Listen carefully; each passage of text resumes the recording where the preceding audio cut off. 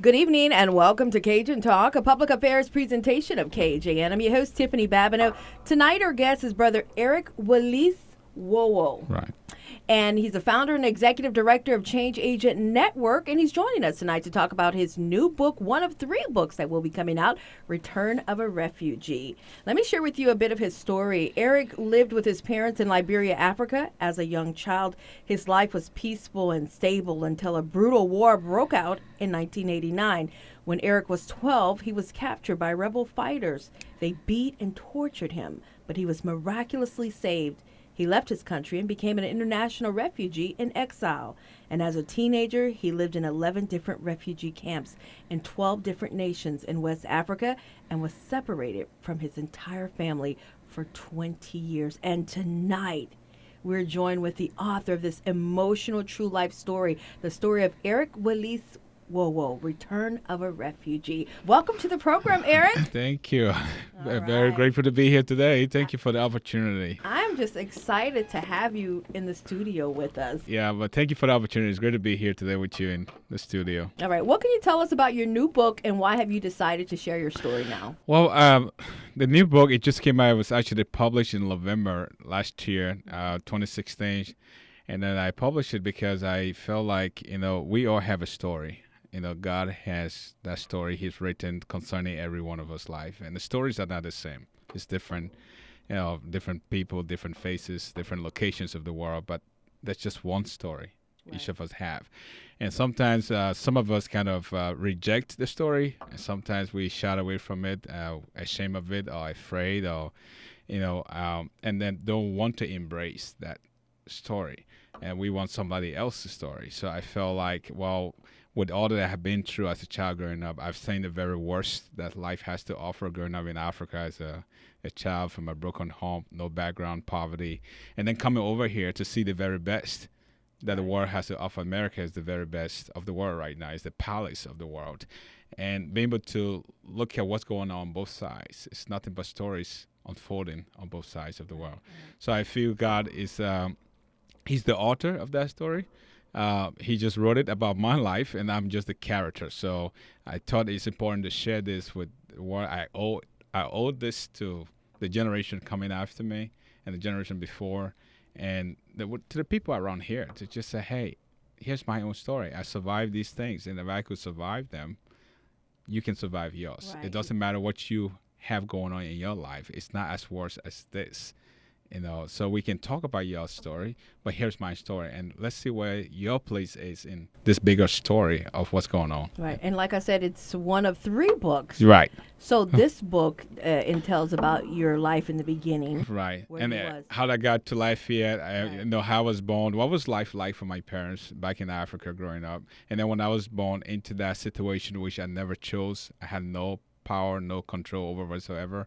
What was that life like? And then the Civil War broke out in Liberia. What was it like during the course of the war? Mm-hmm. Then living in refugee camps for over a decade. What was that journey like? Just wandering, in West Africa in different refugee camps. And then being brought over to Lafayette, Louisiana in 2006 without a passport, no luggage, no check-in bags, without anything, except for the pants that I had on and the shirt. And arriving here and then having this vision to go back like the prophet Nehemiah in the Bible, who was a refugee and a cupbearer in the king palace. And every time he kept asking questions about his home, Jerusalem. How is Jerusalem doing? What's happening over there? And the news coming to him in the palace was not a good news. It was a real bad news. It wasn't good. And the king could tell that he was struggling with something. And the king asked him the question, what's going on? And he said, I need your blessing. I need your permission to return to Jerusalem to rebuild the destroyed walls for the people over there. And the king said, there you have it. You go and take care of that. So when I was brought here as a refugee, I see myself in the same story that America is the palace of the world today. And I'm here and I live with Americans. I know what they are capable of doing. I know what they can do, and I cannot afford to keep quiet on that story. It's to say, here is the story, and all I'm asking is your blessings, your support, your prayers to send me back to Liberia so that we can bring hope and opportunity to the children who have been forgotten and lost in the process We'll and talk keep a that little sort bit of. about that. But Eric, as I said, you have an amazing life story, and you're still on the journey Oh yeah. right now. But without giving away the story away from your book, but what was like in you said you lived a normal life, and then it was unstable for Yeah. a bit. That's why I say it's a God story, because I never chose any of that. If God has consulted with me as to what was going to happen, probably I would have chosen a different path, right? Right. Now, I wasn't born in a Christian home. My parents were what we called African religion worshippers. Right. That's the mixture of voodoo and juju, witchcraft, worship of dead animals, and spiritism. So that's what I was grew up in, and we never heard about the name of Jesus in our family. We thought it was some foreign religion, intended to brainwash kids to become rebellious against their parents. So we didn't want to be bothered with that. Christianity was never very close to us at all. So that's where we grew up. So my parents, that's all they knew, and that's what I grew up. I saw them doing that, and that was the way of life. They were not educated people either. So we live in a home with dirt floor, thatched roof. There's little or nothing to hope for. But for us, we didn't know we were suffering. So as a young child growing up, then we had to help our parents go on a farm to provide for the family to eat. You got to work on the farm. And we ate one meal a day. And most times around 6, 7, 8 o'clock in the night, there was not a regular full 3-square meal to eat. It was just one time.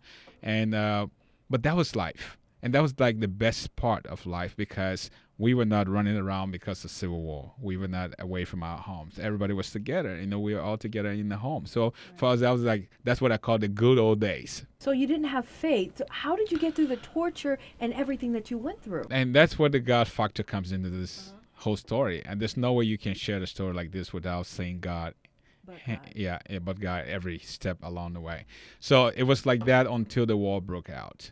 When the Civil War broke out, I used to go fishing as a 10, 11, 9 years old boy. We used to go fishing to get fish for the family to eat. So there was no food in the entire country once the war broke out. Everything got seized and shut down. No flight coming in, no flight going out of the whole country. So my mom asked me to go fishing. Okay, because that's what I used to do. So I go fishing with a bunch of teenagers, and we spent 2 days on the river fishing. And then on our way back from this 2 days fishing trip, we were caught by rebel fighters. They captured our homes, they captured our villages, and they prevented us from entering our town. And they said, "We are fighting a war here. Who do you support? Whose side are you on?" And I'm standing there, I don't know what to say. So I just said, "I don't know." And they said, "Well, there's no neutral ground here. It's either you are with us or you are against us. And if you are against us, we're going to kill you." So that was when I was tied up, tortured, beaten, and thrown into jail for 2 days. And the ropes, I was tied up so tight that my elbows from the front got to meet in the back, behind my back. And that cut off the circulation of my blood for those 2 nights. So when I was brought out 2 days later to decide on what I was going to do, and the ropes were removed, I realized that my arms became paralyzed, because my blood stopped flowing for 2 nights. So at that point, the commander in charge, another 14-year-old, 15-year-old boy, said, "Leave him. We can't kill him. Let him go, because he's useless to himself. There's no way he's going to be able to do anything for himself. So there's no point in killing him. Just let him go." So that was how I was set free from that. But I was never allowed to go home. I was asked to go in the opposite direction. And that was the beginning of the 20 years journey. By the grace of God, a Red Cross worker from Switzerland helped me to leave Liberia, across the border into Ivory Coast, which is a French-speaking country. And they didn't know what my parents were, and my parents didn't know what I was. And that was the beginning of my journey for the next 20 years. Right. And that's how you got the revelation of Nehemiah. Right. Out of all of that.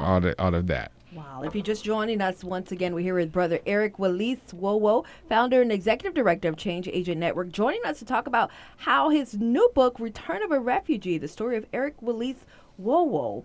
Actually, he's joining us today to talk about that. Now, in 2002, Eric, that's when we met. Eric was 23 at the time, and a friend gave him a computer. He learned how to use the computer and began training other refugees from all over the continent of Africa, eventually impacting the lives of many across the world. And in 2006, actually, that's when we met, he relocated to Acadiana, Louisiana, USA through a refugee resettlement program. He arrived in the U.S. with no luggage, no passport, no ID, no phone, no money, no nothing, no friends. But by the grace of God and with the help of many, he established Change Agent Network, an international nonprofit organization that is contributing to the world in big ways and transforming Liberia through education. And as I said, this is around the time that I met you, and you were with the Assemblies of God and Brother Tommy Falk, Pastor Tommy Falk. Exactly. At the time. So what did you think about Cajun culture at that time? Man, it was I'm still going through this kind of culture shock every single day in America. It never stops, I get it. You can imagine that having lived throughout Africa from refugee camp to other one danger to another danger, and overnight, it was strange when I was told that we were coming to America. Right? I didn't know what to expect. I had no idea. I've been going away from my home, Liberia, for 14 years and living in other countries. Now I'm going to cross the Dead Sea. I'm going to cross the Atlantic Ocean, 700,000 miles away, to a place I don't know anybody, a culture I don't understand, people I don't know what they're up to, the value. I just don't know. Did you connect with your family again? Yeah, I did later on in 2008, much later, just 2008. So when I got here, just the first shock was I was picked up from the airport in Lafayette. These were huge airports from Frankfurt, Germany, to Chicago Airport, to Houston Airport. It was crazy. I thought these were a bunch of aliens I was among, and I'm like, I don't know what to think of this. But you know how the Americans call people weird? Right. Yeah, so they were so weird to me. I'm like, who are these people? What are they up to? So we arrived here, and the lady who picked me up from the airport in Lafayette, Miss Margaret, she works for the Catholic Diocese of Lafayette. I looked through the car windows as we drove from the airport to UPA, Place Apartments. It's just an apartment area next to UL. So I looked through the windows, and I couldn't see a single soul walking in the street. So I was curious enough. So I said, where is everybody? In Africa, we walk everywhere, You see people constantly in the street. They never go to sleep. So where are all these people? What town is this? Who are these people? And she's like, they all drive in cars. I'm like, what? All of you drive cars out here? So how do you get direction when you want to get around? And she said, well, there's something called a GPS. I'm like, GPS? I'm just getting off the plane from Africa. It was just, that's the first culture shock of many. Sure. So I arrived at my apartment that night, and she started showing me the microwave, and I'm like, oh my goodness, what did these culture shock? Yeah, what do these people do with 10 pillows on the bed? And let's not even get started about Buddha and gumbo. Yeah, gumbo. Yeah. So I'm still learning, but it's been a wonderful, wonderful journey just being here. The opportunity given to me to live in Acadiana and be able to take what's been given to me back to the people in Liberia. Yeah, I was going to ask you about that. What does Change Agent Network mean and its purpose, and how is the network doing now?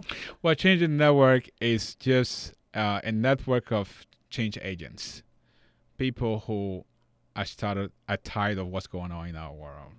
They fed up with what's happening in the family, in the community, in the churches, and they want to see change. And we are just the network that helping to connect these people. So we're just a connector, bring people together to talk about the issues of our time, what's happening on our watch. God gave us the ability and the control and the power to determine what happened in our world. It doesn't matter what's going on in Liberia here. It doesn't have to be either or. It can be both. We can talk about what's happening in Acadia, and we can still talk about what's happening all the way in Liberia. It's one word, with one God, one people that have been put in charge to determine this. So that's where we got a name from. And our purpose is to change the mind, the hearts of people. I believe if you change the mind of the person, change their life. So that's why we got involved with Christ-centered education in Liberia, or Christian education in Liberia. We want to give children a foundation first in Christ, and then we can teach them how to earn a good living, and then also learn how to live well. Or else you're going to have smart devils, and that is a big problem. Okay. Absolutely right. Eric, in your book, you write, we are all called to live our lives for a course greater than ourselves. Could you expound more on that? Well, I think that's for those who are Christians, and even if you are not a Christian, I think life become meaningless when it has no, when there's no, when we are not doing anything that's bigger than who we are, what we have, what we own. At the end of the day, we are going to leave this world broke and busted. Nobody going to take anything out. So the only thing that's going to remain would be the differences we made in the lives of those around us, our family, our neighbors, and other people around the world. The difference we made. That would be the, so that's why I say, and we all are searching for that. We want to be part of something that's much bigger, larger. And what I'm saying is, here's an opportunity for you to break the box and get out of the boat and look at this. This is a big. God created a whole world, not Lafayette, not just a city or town. It's a whole world. 7 billion people live in that world. And he gave us the ability to determine what happened in there. So that's what I call the bigger picture. So we can just see that. I think it gives us a lot of perspective on things that are happening before we begin to fight and complain and play the victim game or the blame game. You want to take a look at where God has got you, where he got you out of 7 billion people in the world. Right. That's good. So what are some of the chapters in your book, and what's the focus? There's quite a few in the book. The focus, there are different chapters from childhood to coming to Lafayette. And like I said, this is just the first of 3. Yeah. This is the plain story, what happened, how it was, how this whole thing got started when I got here.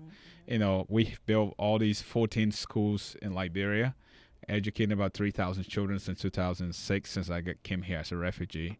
And that is the mind-blowing aspect of the work. How could you have done that with all the limitations, with all the lack of resources, lack of connection, not knowing anybody? How could you have done that? So that's what we say is a God thing. So the second book would focus more on the impact of that work. Mm-hmm. What has come out of that story? What has been the effect of the story in the lives of people right here in the KAJN? A lot of people have got involved. Lots of people from this area have been to Africa with me, been to Liberia, back and forth. Yeah, I think about 50 to 100 or so from Mali areas have been over there. Even from here, Crowley. I know some people from right here that have gone over there. Dr. Joe Holden, he used to work down the street from the studio here, that went to Liberia. In fact, he spent a month over there at one of the schools working there, as a doctor. And then in Lafayette, we have Trinity Bible Church, which has been a big player in all of this. So they come every year annually to take a look at their sister schools and connect with the local community. God give us communities all over the world, and are you still taking books and computers? Yeah. Right now we are in search of a warehouse to keep. We lost our last warehouse, so we ship about 13 containers, 40-foot HQ high containers to Liberia in the last 10 years. So we are in search of a new space. If anybody has a place and think we can make use of in the Lafayette area, something we are open to doing, or Karen Crow somewhere in the area. Okay, so you need a space. What else are the needs? Another need is that our schools are self-sustaining schools in Liberia. Out of the schools that we have built so far, the kids pay their school fees every day. So we don't collect school fees per month, per semester, or by installment. They pay as they come to school.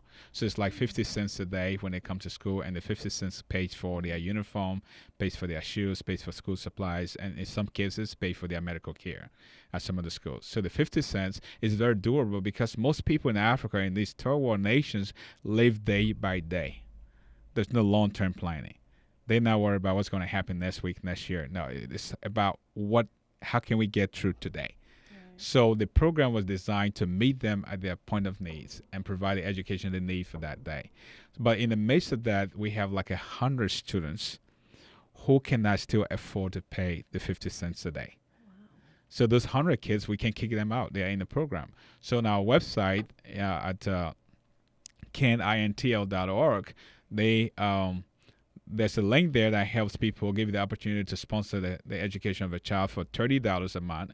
And you're going to receive a picture of your child, and you can come and visit the child, and you're going to get letters from the child at least twice a year, from the child that you sponsor, and you are given the opportunity to come and visit if you want to connect with the child. And, but it makes a big difference. $30 a month is like Starbucks coffee and a croissant, a butter croissant, and some things. Yeah. Okay, so we can sponsor a family or a child. Yeah. A child specifically. A child for $30 a month. Yeah. And what's the website? It's KAJN, CANINTL.org. That's KAJNinternational.org. All right. And then you go to the donation page and you will see it there. All right. Eric Willis Wowoh is our guest today, challenging us as readers of his book to re-examine our worldview of God's role in the ending urgent, dangerous issues happening in their world. Blah, blah, blah, blah, blah. Eric, I wanted to ask you, since you were a refugee, there are many refugees that are coming into our country. Right. What do you think the United States stance should be on that? Well, I think America would do a lot of good work if we can encourage people to return home when they come, if they do make it here. Like, I never chose to come to America, right? It was an opportunity given to me to come here, which I see as a privilege, as an opportunity to be here. This is not my birth home. This is not where God placed me. He created me in Africa, both parents from Africa, and I want to embrace that identity, and I want to keep that. So I'm not a U.S. citizen here. I have a green card, and I'm okay with the green card to be able to take me back and forth. I think most of the problems we have in the world will be solved by the people from those places. They will have to get involved and direct the rest of the world as to what to do in solving those problems. Now, if we all get out, like for instance, Liberia, there are 4.5 million people in Liberia. If all the 4.5 million people get out, then we don't have any problems to solve there. Oh, I see. So my view on that is, yes, we can help people get out, but we should also be able to help them return. That's good. Enable them to return home. You know, you have trained them. You have invested into them. You have poured out into them.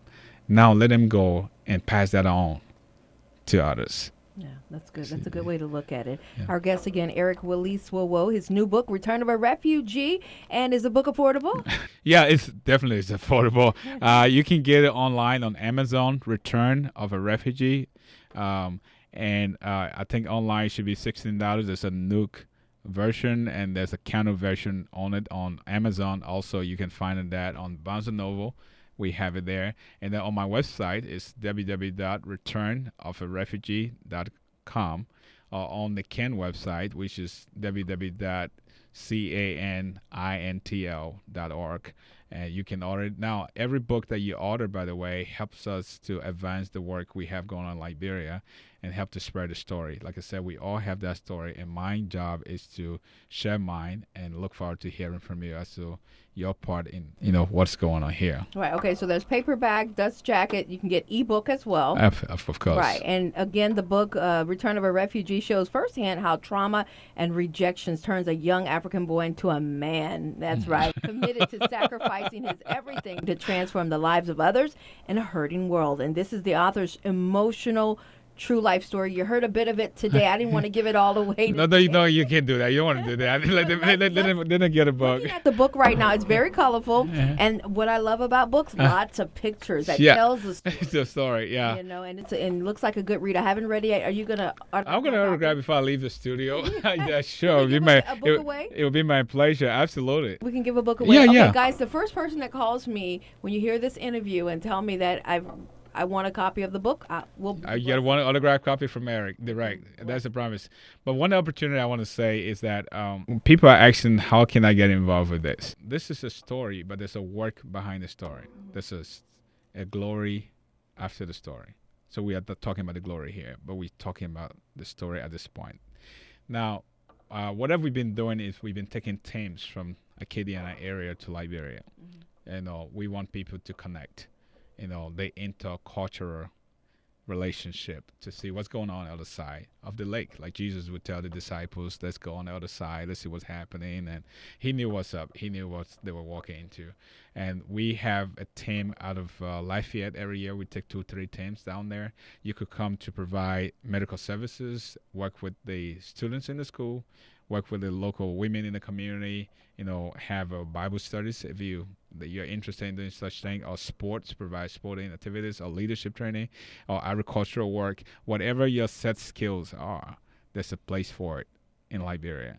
And you don't have to come and live there. You can come for a week. We will encourage you to think about that. If you are a church, we want to encourage the churches. I've not really done a good job with the churches in the area. And I just want to say that out of the back, that we hope after hearing this interview, some of the churches who really wants to know about global mission, what's happening. And mine is different. I'm from there, and I'm doing the work there.